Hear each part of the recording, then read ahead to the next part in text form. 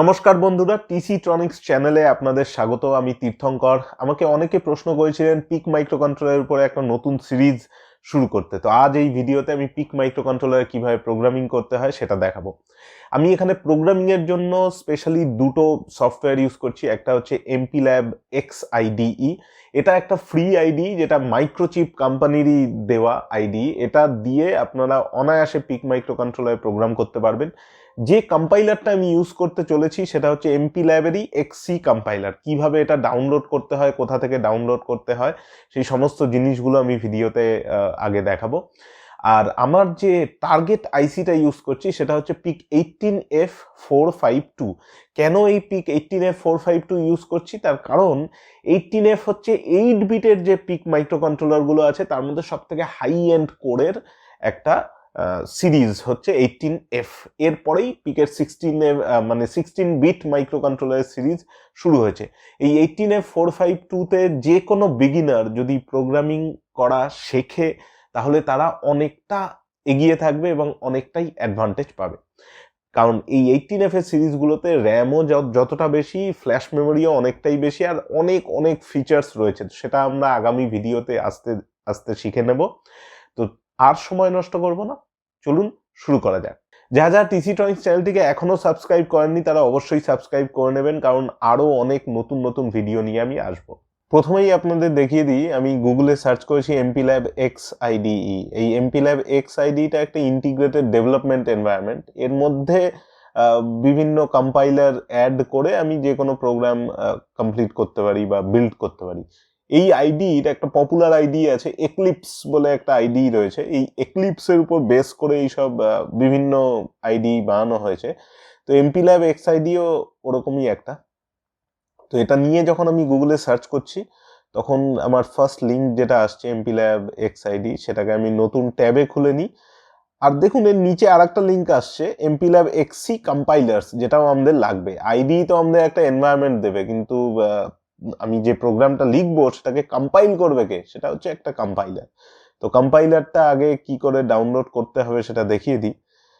আমরা যে মাইক্রোকন্ট্রোলারটা ইউজ করছি PIC18F এর, সেটা 8 বিট মাইক্রোকন্ট্রোলার। তাই সেই 8 বিট মাইক্রোকন্ট্রোলারকে প্রোগ্রাম করবার জন্য আমার লাগবে XC8। এটা supports all 8 bit PIC and AVR microcontrollers. তাই এখানে আমি চলে যাব ভিউ ডাউনলোডসে। এখানে ডকুমেন্টেশনে প্রচুর কিছু রয়েছে, যেটা আমি নেক্সট ভিডিওতে বলবো যে কোন ডকুমেন্টসগুলো ইম্পর্টেন্ট আর কোন ডকুমেন্টস থেকে কি কি ইনফরমেশন পাওয়া যাবে। সেটার জন্য আপনাদের পরের ভিডিওতে অপেক্ষা করতে হবে। আপাতত এই ভিডিওতে আপনারা জানবেন যে কি করে তাড়াতাড়ি এটাকে প্রোগ্রাম করা যায়। তো আমি তাই ডিরেক্টলি চলে যাব কম্পাইলার ডাউনলোডসে গিয়ে আমি প্রথমেই বললাম আমার লাগবে XC8। তাই MPLAB XC8 এই কম্পাইলারটাকে ডাউনলোড করব। এটা প্রায় 69 MB দেখতে পাচ্ছেন। আমার অলরেডি কিন্তু ডাউনলোড করা রয়েছে এবং ইনস্টলও করা রয়েছে, তাই আমি এটা ক্যান্সেল করছি। কিন্তু আপনারা এটাকে যাদের কম্পিউটারে ইনস্টলড নেই তারা ডাউনলোড করে ইনস্টল করে নেবেন। এটা গেল কম্পাইলারের। এবার চলে আসি ইন্টিগ্রেটেড ডেভেলপমেন্ট এনভায়রনমেন্ট, যেটা হচ্ছে MPLAB XIDE। এইটাকে তো ইনস্টল করতে হবে, কারণ এটাই তো মেন সফটওয়্যার। এখানে চলে যাব তাই ভিউ লেটেস্ট ডাউনলোডসে আমি যেহেতু উইন্ডোজ ইউজ করছি তাই আমি এটা ডাউনলোড করব MPLAB XIDE ফর উইন্ডোজ। এটা অলমোস্ট কত MB-র আমি ঠিক জানি না, আমাকে দেখতে হবে। অনেকটাই হবে, প্রায় 600-700 MB তো হবেই, বা তার কমও হতে পারে। কিন্তু আমার এটা অলরেডি ডাউনলোড করে ইনস্টল করা রয়েছে, তাই আমি এটাকে এখানে ক্যান্সেল করে দেবো। কিন্তু আপনাদের যাদের ডাউনলোড করা নেই তারা অবশ্যই এটাকে ডাউনলোড করে ইনস্টল করে নেবেন। ইনস্টল করতে বেশি কিচ্ছু লাগবে না, আপনারা নেক্সট করবেন। আর আইডির ক্ষেত্রে একটা জিনিস বলি, আইডির সাথে আর একটা প্যাকেজ আসে যেটার নাম হচ্ছে IPE, ইন্টিগ্রেটেড প্রোগ্রামিং এনভায়রনমেন্ট। আমি সেটাকে ইনস্টল করিনি, তো আপনারাও সেটাকে স্কিপ করে যেতে পারেন যারা এই কোর্সটা ফলো করছেন। তো সেটা করার দরকার নেই। বাকি আপনি যেরকম নর্মাল সফটওয়্যার ইনস্টল করা হয় সেরকম করে সফটওয়্যার ইনস্টল করে নেবেন এই দুটো সফটওয়্যারকে। যখন আপনার ইনস্টল হয়ে যাবে তখন আপনি এরকম ডেস্কটপে একটা আইকন পেয়ে যাবেন MPLAB XIDE। এই MPLAB XIDE-তে যদি ডাবল ক্লিক করি তাহলে এটা তো লঞ্চ হবে। যারা প্রথমবার খুলছেন তাদের হয়তো এরকম কিছু একটা আসতে পারে। উইন্ডোজ হলে অ্যালাউ অ্যাক্সেস করে দেবেন, আর আমার এখানে আমি সেট করে রেখেছি, আমার ওয়ার্ক স্পেসটা একটা ডাইরেক্টরি রয়েছে, এখানে সি ড্রাইভে আমার যে ইউজার নেম রয়েছে তার মধ্যে একটা ডাইরেক্টরি ক্রিয়েট করা হয়েছে, যেখানে আমি যা যা প্রোগ্রাম লিখি না কেন সেটা সেখানে স্টোর হয়ে যাবে। যাদের যাদের সেটা নেই তাদের ওই ডাইরেক্টরির অপশনটা আসতে পারে যে সেট ওয়ার্ক স্পেস ডাইরেক্টরি, সেটা আপনারা আপনাদের মতো ফোল্ডার সিলেক্ট করে নেবেন। তো এখানে যেটা চলে আসি, আমি কালকে এখানে একটা প্রোগ্রাম টেস্ট করে দেখছিলাম, তাই আমি এই জিনিসগুলোকে ক্যান্সেল করব, প্রজেক্টটাকেও আমি ক্লোজ করব, ক্লোজ করে আপনাদের শুরু থেকে দেখাই। এই এখন হচ্ছে আমার ব্ল্যাঙ্ক MPLAB XID, কোথাও কিছু নেই, স্টার্ট আপ কোনো পেজ নেই, কোনো কিছু নেই, সব আমি ক্লোজ করে দিয়েছি। প্রথমে যাব ফাইল, ঠিক আছে, ফাইলের পর নিউ প্রজেক্ট, নিউ প্রজেক্টে গিয়ে আমি করতে চাইছি একটা স্ট্যান্ডঅ্যালোন প্রজেক্ট। আমার এই কোনো অপশন লাগবে না, আমি লাইব্রেরি বানাতে চাইছি না, এক্সিস্টিং MPLAB আইডির কোনো পুরা ওল্ড ভার্সনে কোনো প্রজেক্ট আমার কাছে নেই, আমি একটা নতুন প্রজেক্ট করতে চাইছি, তাই সেটাকে সিলেক্ট করলাম স্ট্যান্ডঅ্যালোন প্রজেক্ট। এরপর নেক্সট করলাম, নেক্সটে গিয়ে আমার কাছে বলছে যে সিলেক্ট ইওর ডিভাইস। তো আমি আপনাদের যে ডিভাইসটা শুরুতে বলেছি 18F452, সেটা যদি আমি এখানে টাইপ করি 452, তাহলে এই চলে এসছে ডিভাইসটা। টুল আমি এখানে নো টুল ইউজ করছি, কারণ আমি এখান থেকে হেক্স ফাইল নিয়ে প্রোটিয়াসে সিমুলেট করব। নেক্সট করার পর আমি চলে আসলাম এইখানে, যেখানে আমাকে কম্পাইলার টুল চেন সিলেক্ট করতে বলা হচ্ছে। কম্পাইলার টুল চেনসের মধ্যে এখানে চলে আসছে XC8, যেটা আমি অলরেডি ইনস্টল করেছি, আপনারা যদি ইনস্টল করে থাকেন এটিকে দেখতে পাবেন। এরপরে আমরা আবার নেক্সটে ক্লিক করব। এবার প্রজেক্ট নেম আমি এখানে দিচ্ছি নাম মাই ফার্স্ট নাম দিয়ে, এটা দেখুন সি ইউজার্স তীর্থঙ্করের মধ্যে MPLAB X প্রজেক্টসে স্টোর হয়েছে। আমি প্রজেক্টটা এখানেই ফিনিশ করে দেবো। এবার MPLAB নিজের মতো করে সেই প্রজেক্টটাকে তৈরি করবে, তৈরি করে এখানে বাঁদিকে সমস্ত প্যানেলগুলো চলে এসছে। একটা প্রজেক্টের মধ্যে অনেক ধরনের ফাইল থাকে, হেডার ফাইল যেগুলো থাকে, মানে হ্যাশ ইনক্লুড করে যেগুলো আমরা নর্মালি সিতে লিখি, সেই ফাইলগুলো যায় হেডার ফাইলের মধ্যে। লিঙ্কার ফাইল রান টাইমে তৈরি হয়। সোর্স ফাইল যেটা আমাদের দিতে হয়, দেখুন এই পার্টিকুলার প্রজেক্টে কোনো সোর্স ফাইল নেই। আর এছাড়া লাইব্রেরিজ আছে, লোডেবলস আছে, সেগুলো বড় প্রজেক্টের ক্ষেত্রে লাগে। আমরা এখন একটা ছোট্ট ফাইল প্রথমে তৈরি করব। ফাইলটা আমাদের হবে normal C file, C source file. Source file হলে এখানে দেখুন লেখা আছে C file with no contents. আর সি যদি আমি মেন ফাইল দিই তাহলে এখানে বিল্ট ইন কিছু লেখা থাকবে, hash include stdio.h void main, এসব লেখা থাকবে। আর হেডার ফাইল যদি হয় হেডার ফাইলও করতে পারি আমি চাইলে। তো আমি এখানে মেনলি যেটা করছি সেটা হচ্ছে সি সোর্স ফাইল। নিউ ফাইলটার নাম দিলাম first, extension C. Folder by default যেখানে আছে Tirthankar MPLAB X project my ফার্স্ট.c, ফিনিশ। এটা আমি কি করলাম, এটা আমি তৈরি করলাম একটা সোর্স ফাইল, দেখুন একটা ব্ল্যাঙ্ক সোর্স ফাইল তৈরি হয়েছে, যেটা অলরেডি এই সোর্স ফাইল যে সেগমেন্টটা দেখতে পাচ্ছেন তার মধ্যে অলরেডি অ্যাড হয়ে গিয়েছে।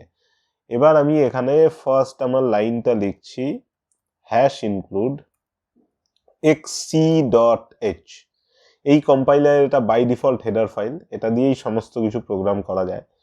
এবার আমি এখানে ধরুন লিখছি ভয়েড মেন।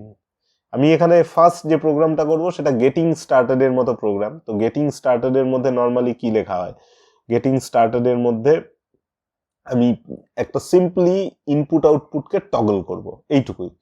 তো আমি এখানে কি করব, তার জন্য একটা ট্রিস বি বা ট্রিস রেজিস্টার দিয়ে কি করা হয়, ট্রিস রেজিস্টার দিয়ে ইনপুট আউটপুট কনফিগার করা হয়। অন্যান্য মাইক্রোকন্ট্রোলারে যেরকম আরডুইনোর ক্ষেত্রে আপনারা পিন মোড ইউজ করেছেন, এখানে পিক মাইক্রোকন্ট্রোলারের ক্ষেত্রে ট্রিস মানে ট্রাই স্টেট বলা হয়।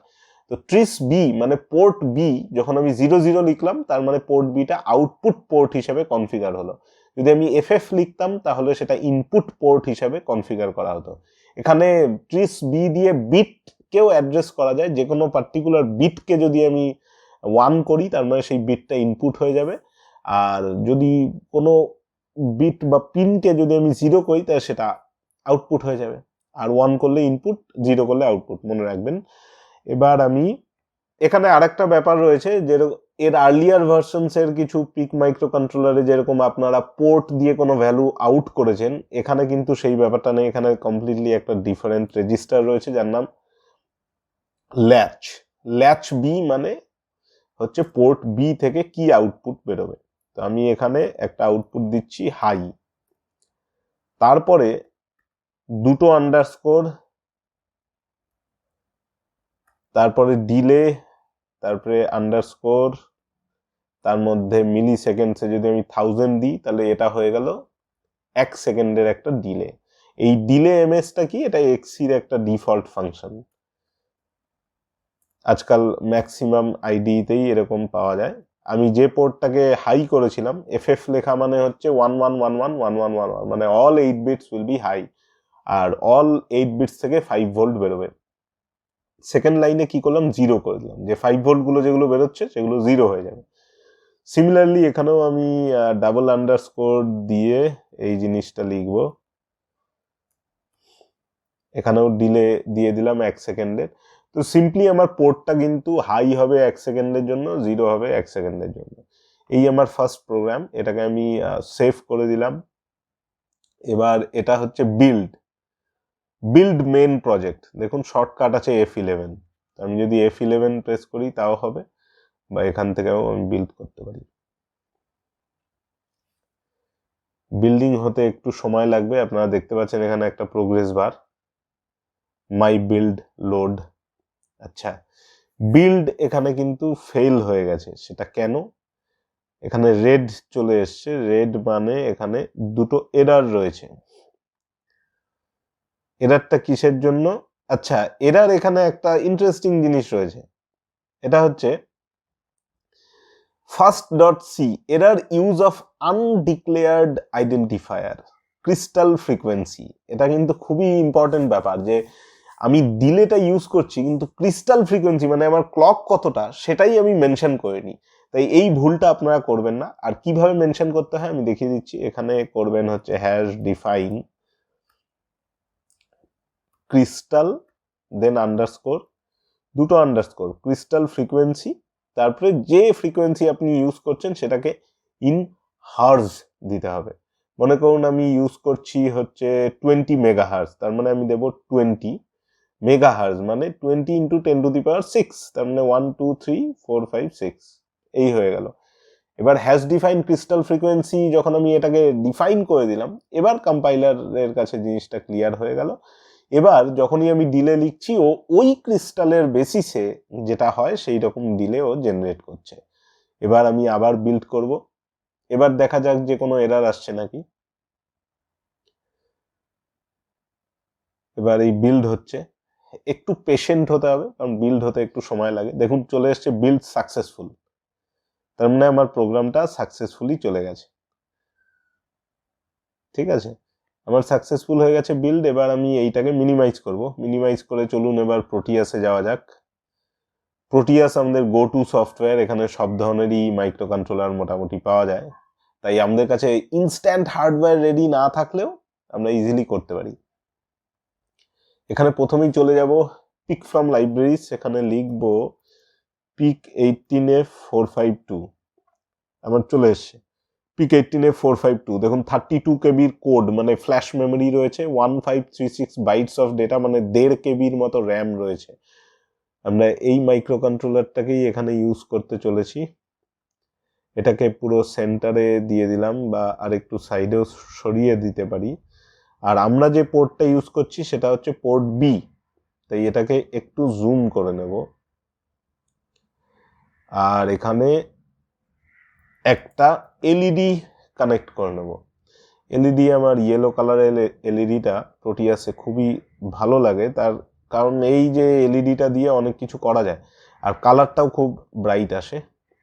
আমি এবার এখানে চলে যাব গ্রাউন্ডের জন্য, গ্রাউন্ডটাকে এখানে কানেক্ট করে দিলাম।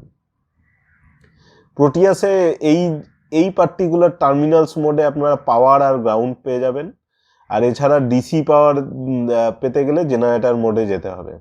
আর এইটা হচ্ছে কম্পোনেন্ট মোড, মানে আমার এখানে দুটোই কম্পোনেন্ট আছে, এলইডি ইয়েলো আর 18F452। আমি এবার সিম্পলি লোকেট করব আমার হেক্স ফাইল আর এখানে ক্লক ফ্রিকোয়েন্সি। আমি প্রোগ্রামে কি মেনশন করেছি 20 মেগাহার্জ, তাই এখানে 20 দেব। আর প্রোগ্রাম ফাইলটাকে লোকেট করতে হবে, আমার ছিল সি ড্রাইভে চলে যাব, ইউজার্সের মধ্যে, তীর্থঙ্করের মধ্যে, MPLAB X প্রজেক্টস, তার মধ্যে চলে যাব মাই ফার্স্টের মধ্যে দেখবেন এরকম 3টে ফোল্ডার তৈরি হয়েছে। এর মধ্যে ডিস্ট বলে যেটা আছে, এই ফোল্ডারের মধ্যে ঢুকে ডিফল্ট, প্রোডাকশন, এই হচ্ছে আপনার হেক্স ফাইল। এই হেক্স ফাইলটাকে আপনি ওপেন করে দিন, প্রোগ্রাম ফাইল, তারপরে এখানে ওকে করে দিন। আর ওই উইন্ডোটা কোথা থেকে এলো, আমি এটার উপরে জাস্ট ডাবল ক্লিক করেছিলাম, ডাবল ক্লিক করতেই এই উইন্ডোটা এসেছিল। তাই যারা প্রোটিয়াসে অতটা স্যাভি নয়, আশা করি এখান থেকে কিছু বুঝতে পারছেন। এবার আমি সিম্পলি এই প্রোগ্রামটাকে প্লে করে দেব। প্লে করে দিলে দেখবেন এখানে একটা প্রবলেম দেখা দিচ্ছে, এটা নর্মালি পিক মাইক্রোকন্ট্রোলারের প্রবলেম। সেই প্রবলেমটা কি করে বুঝবেন, দেখুন এখানে মেসেজগুলো বেড়ে যাচ্ছে 80, 90, 100। আমি তখন এটাকে সিমুলেশনটাকে স্টপ করে দেখি এই মেসেজটা কি। এখানে বলছে MCLR is low, processor is in reset, মানে সেলফ এক্সপ্ল্যানেটারি একটা জিনিস। তা আমি কি করব, যখনই আপনারা এরকম সিমুলেশনে প্রবলেম ফেস করবেন সেটাকে কি করে রেকটিফাই করবেন দেখে নিন। আমি সোজা চলে যাব জেনারেটর মোডে, সিম্পলি যাব ডিসি, একটা ডিসি লাইনকে এখানে টানবো। এই ডিসি লাইনটাকে এবার আমাকে খুঁজতে হবে একটা জিনিস, MCLRটা কোথায় আছে। MCLR মানে হচ্ছে মাইক্রোকন্ট্রোলার রিসেট, এই যে পিনটা রয়েছে যে MCLR, এই MCLR পিনটাকে এটা উপরে কিন্তু বার রয়েছে, উপরে বার মানে এটা হচ্ছে অ্যাক্টিভ লো, মানে লোতে এটা অ্যাক্টিভ। তাই এটা যখন আমরা লো দিয়ে দিয়েছি তখন মাইক্রোকন্ট্রোলার সবসময় মাইক্রোকন্ট্রোলার রিসেট মোডে চলে গেছে। এটাকে তাই বাই ডিফল্ট হাই করে রাখতে হবে। হাই করা থাকলে মাইক্রোকন্ট্রোলার কি বুঝবে যে ও কোনো রিসেট মোডে নেই, তাহলে প্রোগ্রামটাকে চালাও। তো আমরা এখানে সিম্পলি কি করলাম, একটা 5 ভোল্ট ডিসি নিলাম, তার সাথে ডিরেক্টলি MCLR পিনটাকে কানেক্ট করে দিলাম। এবার আমার সার্কিট ওয়াইজ প্রবলেম সলভ হয়ে গেল। এবার আমি যদি প্লে করি তাহলে আপনারা দেখতে পারবেন এই যে 1 সেকেন্ড এলইডি জ্বলছে, নিভছে। এখানে এই যে এখানে দেখতে পারবেন 6 যখন হলো 7-এ জ্বলছে, 8-এ নিভছে। সেকেন্ডটা খেয়াল করতে হবে আপনাদের। তার মানে যে প্রোগ্রামটা আমি লিখেছি এটা সাকসেসফুলি রান করছে PIC18F452। এটা একটা হাই এন্ড কোর ডিভাইস, যেটাকে আমরা খুব অনায়াসেই প্রোগ্রাম করে ফেললাম। এবার আগামী ভিডিওগুলোতে আমি আপনাদের দেখাবো যে এর মধ্যে টাইমার কি করে প্রোগ্রাম করা হয়, এডিসি কি করে প্রোগ্রাম করা হয়, কোন ডকুমেন্টগুলো থেকে প্রোগ্রামিংয়ের আরও ডিটেলসে জানা যাবে, সেই সমস্ত জিনিসগুলো আগামী ভিডিওতে ডিসকাস করব। ভিডিওটি ভালো লেগে থাকলে লাইক করুন, শেয়ার করুন, আর কমেন্টে আপনাদের কোনো কোয়ারি থাকলে জানান, আমি সেটার উত্তর দেব। আর পিক মাইক্রোকন্ট্রোলার এই সিরিজগুলোকে পুরো কন্টিনিউয়াসলি দেখতে কিন্তু চ্যানেলটিকে সাবস্ক্রাইব করতে হবে। তাই চ্যানেলটিকে সাবস্ক্রাইব করবেন আর বেল নোটিফিকেশনটাকেও প্রেস করে রাখবেন, কারণ তাহলে নতুন ভিডিও যখনই আসবে আপনারা নোটিফিকেশন পেয়ে যাবেন এবং ভিডিও দেখে শিখতে পারবেন। তো আজকের মতো চলি, দেখা হবে আবার পরের ভিডিওতে। নমস্কার।